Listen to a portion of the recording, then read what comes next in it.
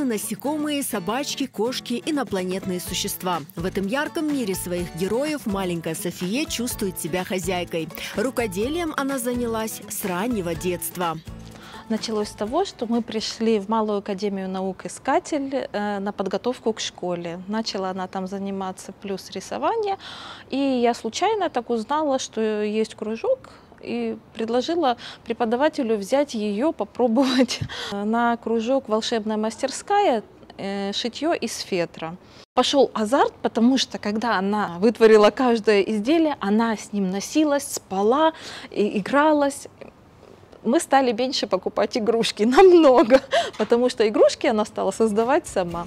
Старательно, трепетно и с душой. Маленькая рукодельница Софие именно так подходит к своим изделиям. В ее детских умелых ручках рождаются игрушки из фетра и поделки из бисера, оригами из бумаги и многое другое. София увлеченно рассказывает о своем интересном хобби и показывает процесс создания игрушки.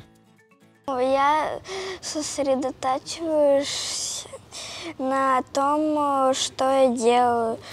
Например, сейчас я шью, и я думаю о шитье. Как правильно вставить иголку, как дальше шить, что будет потом.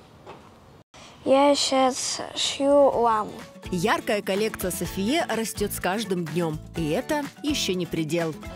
Я мечтаю сделать какое-нибудь очень красивое игрушку, сувенир из бисера.